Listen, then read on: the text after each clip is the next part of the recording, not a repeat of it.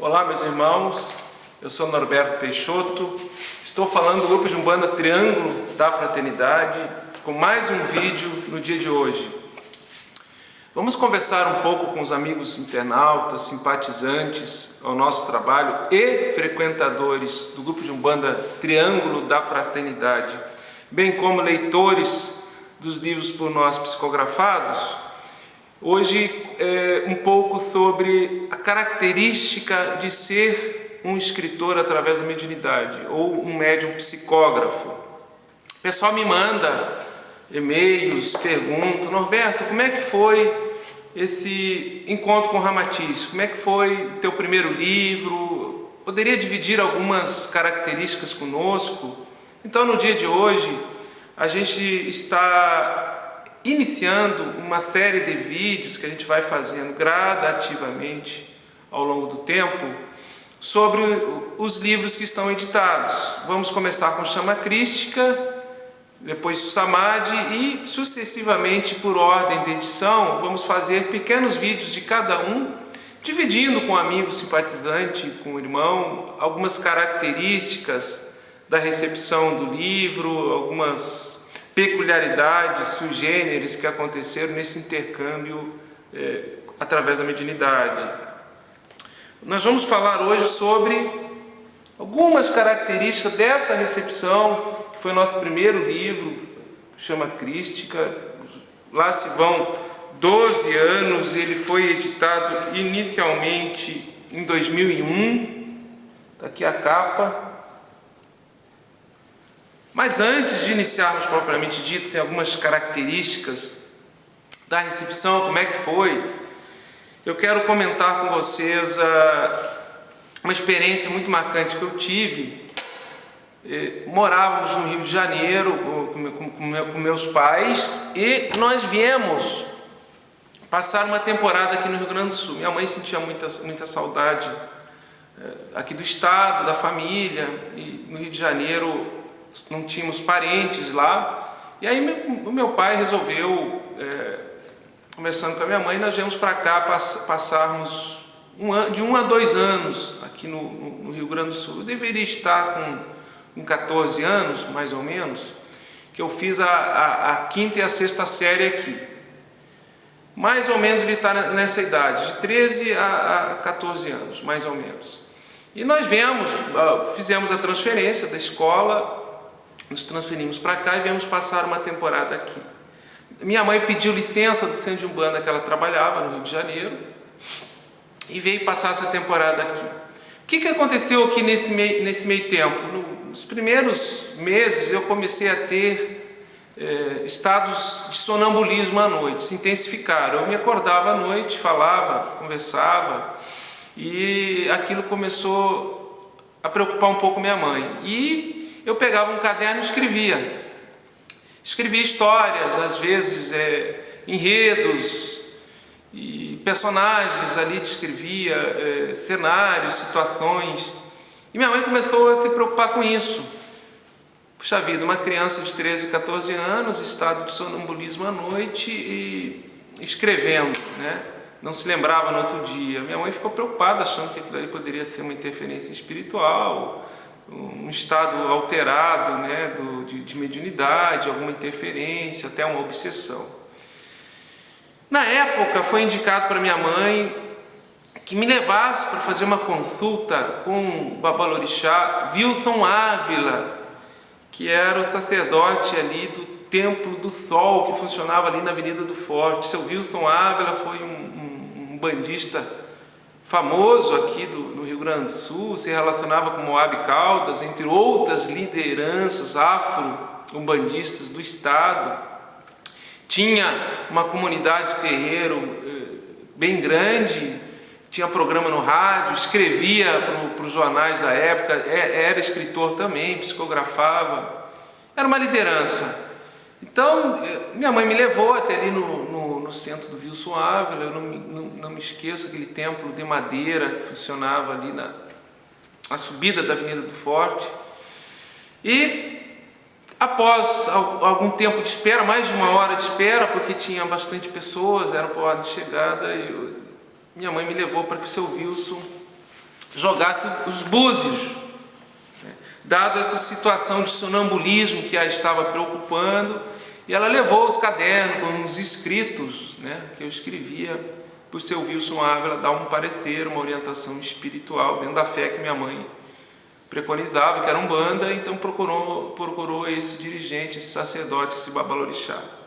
Seu Wilson, jogando os búzios, ele disse para minha mãe não se preocupar com aquilo ali, que era um estado de lembrança, né, durante o sono físico da minha memória, que vinha à tona, e que eu seria um escritor através da mediunidade, que teria um espírito conhecido que estava comigo, que me assistia já de outra encarnação, e que aquele sonambulismo era como se fosse uma lembrança do treinamento que eu havia tido antes de reencarnar. Para mim não me preocupar com aquilo ali, que aquilo ali iria se acalmar, que eu poderia inclusive ajudá-lo ali no centro a distribuir as fichas para os consulentes, e isso foi feito. Eu fiquei mais de um ano ali com o seu Wilson Ávila, nas tardes, 2 vezes por semana, eu ajudava a distribuir as fichas e a chamada dos consulentes que passavam para ele jogar o búzios, orientar os mesmos, né? E realmente aquilo amainou, aquilo passou. Não fiquei, depois que eu comecei aí, fiz alguns preceitos, alguns banhos e uma série de passes no centro do seu Wilson, Templo do Sol, e aquele estado sonambúlico, ele se acalmou e passou. Mas ficou o registro na época dessa orientação, que eu seria um escritor através da mediunidade. Eu me esqueci completamente disso aí. Os anos passaram, voltamos para o Rio de Janeiro, ficamos 1 ano e meio aqui, 2 anos aqui, voltamos para o Rio de Janeiro, eu continuei meus estudos, já terminei meu ensino secundário, e por volta de 20 anos voltei para o Rio Grande do Sul, aí sozinho, para morar com a minha avó, e aí segui a minha vida. Num dado momento, eu já casado, ainda não tinha filhos, tive que procurar no centro espírita, por orientação, num centro de Umbanda, uma entidade manifestada por um caboclo de Ogum, que eu disse que eu precisaria desenvolver a mediunidade, educar a mediunidade, que naquele momento seria num centro espírita. E isso foi feito no centro espírita pertencente à federação aqui do Rio Grande do Sul, ao qual no 4º ano, eram 6 anos de escola de médicos. No 4º ano já participava dos trabalhos de psicografia. Numa determinada noite, eu naquele estado, não estava ainda dormindo e não estava completamente em vigília, naquele estado que antecede o sono físico, mas ainda com a consciência desperta. Se apresenta ao lado da minha cama, se materializa no seu corpo fluídico, o espírito Ramatiz, todo de branco, com aquelas vestes brancas, e disse que eu escutei claramente ele dizendo: Norberto, nós vamos começar a psicografar, eu sou Ramatiz, dentro de uma programação que existe, um compromisso com a sua mediunidade, eu vou assisti-lo, nós vamos começar a psicografar. Você se prepare, sente uma vez por semana no teclado do seu computador e comece a escrever, que a intuição vai vir. E eu, deitado, abri os olhos e olhei para cima, tentei ver o rosto do espírito. E não consegui ver o rosto era um foco de luz, era fluídico, se evanescia, ficava só uma luz amarelada. E eu perguntei: mas por que você não me mostra o rosto? E ele disse: eu não tenho um rosto como você imagina, como você pensa, mas você vai descobrir oportunamente uma forma que é adotada e que é reconhecida pela maioria, dado que vocês ainda precisam de uma forma, se apoiar numa forma, para vocês terem uma noção, uma ideia de como eu sou. Feito isso, se desvaneceu aquela forma, ela se tornou vaporosa, fluídica, e sumiu, ficou simplesmente um halo assim de vapor, né, como se fosse uma ectoplasmia, e se retornou para o plano astral. A partir daí eu comecei a escrever uma vez por semana, me sentava no teclado e começava a escrever. No terceiro ou quarto texto, fui orientado que mandasse para a editora da época de Ramatiz, que era a editora do conhecimento. E isso foi feito. Eu mandei um primeiro texto pedindo um parecer para o Sérgio Carvalho. Eu telefonei para ele antes e ele me respondeu na época dizendo: Norberto, eu gostei do texto, continue escrevendo, nos mande mais. E isso foi feito. Fui mandando uma sucessão de textos para ele, até que culminou com, em 40 dias, o livro estava pronto. Na época, Sérgio Carvalho me indicou aqui Marilé de Castro, que é ainda uma das assíduas colaboradoras da Editora do Conhecimento na revisão dos textos, para mim conversar com ela.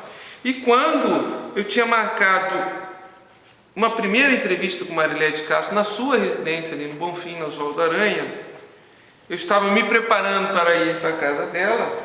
A Ramatiz se apresentou de uma forma fluídica que está aqui no livro, nesta forma fluídica, que é muita verossimilhança, que é muito grande, muito parecida, né? Com exceção que ele estava de branco, mas a mitra no alto da cabeça, entre colunas. Ele se apresentou e disse que essa forma que ele estava se apresentando era que ele tinha sido um sacerdote da antiga Umbanda ou a Umbanda, nos idos dos templos da luz, os templos etéreos, na época da antiga Atlântida, que era para mim desenhar essa forma e levar para Marilé e mostrar para ela e dar o relato desta aparição que era importante naquele momento. E isso foi feito e levei para Marilé de Castro um desenho na época, e a partir daí foi elaborado o primeiro livro, Chama Crística. O ensinamento que fica dessa experiência que eu estou relatando com a nossa comunidade, e que é verídico, é real, dentro da minha sensibilidade mediúnica, o ensinamento que fica é que um médium não se forma, um médium escritor, um psicógrafo, não se forma numa encarnação. Isso já vem ao longo do encadeamento de uma linha de tempo que ela extrapola a materialidade, ela vai além de uma encarnação, e que o médium ele é formado, ele é treinado mais de uma encarnação, e ele tem um preparo, ele acaba sofrendo um preparo no mundo astral antes de reencarnar, para conseguir assimilar, recepcionar as ideias e os pensamentos de outras consciências extracorpóreas, fora do corpo físico.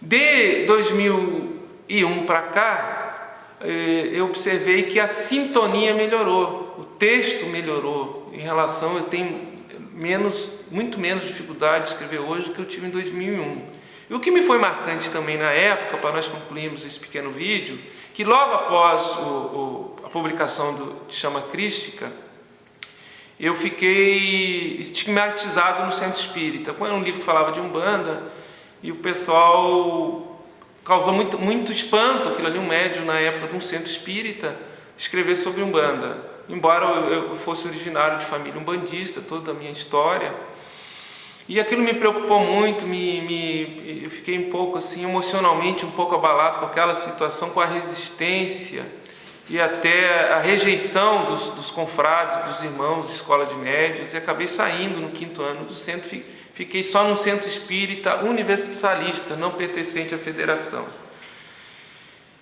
Em determinado momento, estávamos indo para o segundo livro, tínhamos que escrever, e Ramatiz orientou-me que eu tinha que ir para a egrégora de Umbanda, que era o meu lugar, era na Umbanda, e que era necessário para melhorar a recepção das suas ideias, que eu fosse para a Umbanda, vivenciasse novamente, de forma ativa, seus ritos, liturgias, e que eu procurasse uma escola de médiuns, uma sessão de desenvolvimento na Umbanda, que aquilo iria me fazer bem. E naquela época, naquele momento, isso foi em 2002, isso foi feito, eu procurei um centro de Umbanda, entrei no desenvolvimento mediúnico, segui todos os trâmites, mais adiante começamos a dar consulta espiritual e ficamos aí quase que 7 ou 8 anos dando consulta antes de fundarmos hoje o que é o Grupo de Umbanda Triângulo da Fraternidade.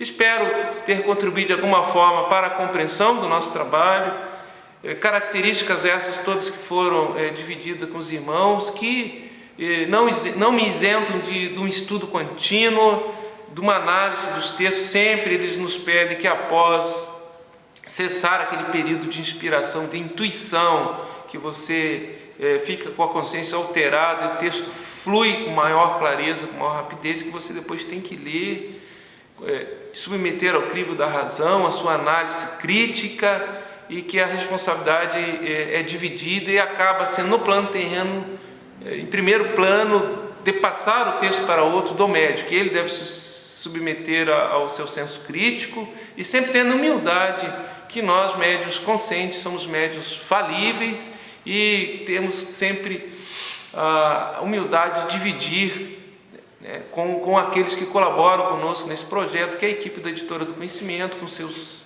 revisores, a Marilé, a Margarete e o Sérgio Cavalho, que nos dá todo o apoio lá. Nosso muito obrigado, esperamos ter contribuído com esse pequeno texto. Até a próxima oportunidade que falaremos sobre o livro Samadhi. Obrigado.